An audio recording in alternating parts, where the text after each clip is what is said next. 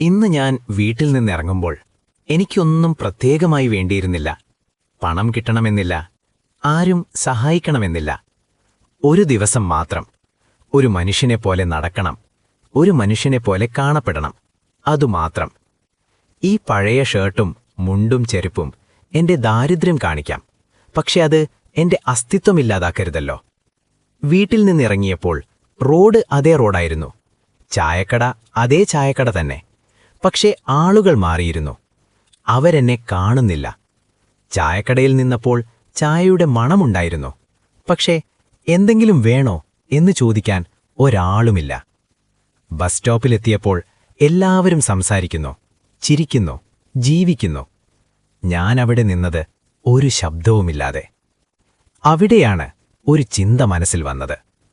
ഒരു മനുഷ്യനെപ്പോലെ ജീവിച്ചിട്ടും ആരും എന്നെ മനുഷ്യനായി കാണുന്നില്ലെങ്കിൽ അതിനുള്ള വിലയെന്താണ്? മാർക്കറ്റിലൂടെ നടന്നു. പച്ചക്കറികൾക്കു വിലയുണ്ട്, സാധനങ്ങൾക്കു വിലയുണ്ട്. പക്ഷേ മൗനമായി നടക്കുന്ന ഒരാൾക്ക് വിലയില്ല. പാലത്തിനു മുകളിൽ നിന്നപ്പോൾ ഒഴുകുന്ന വെള്ളം ഞാൻ കണ്ടു. വെള്ളം ഒരിക്കലും നിൽക്കില്ല, പക്ഷേ നമ്മൾ ചിലപ്പോൾ ജീവിതത്തിൽ നിൽക്കും.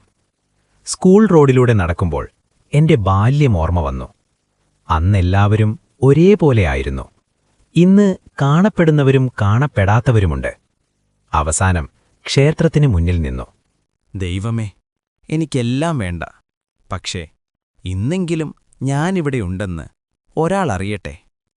ഇവിടെ വരെ നിങ്ങൾ ഈ വീഡിയോ കണ്ടുകൊണ്ടിരിക്കുകയാണെങ്കിൽ ഒരു കാര്യം ഉറപ്പാണ്, നിങ്ങൾ എന്നെ കണ്ടു. അതുമതി.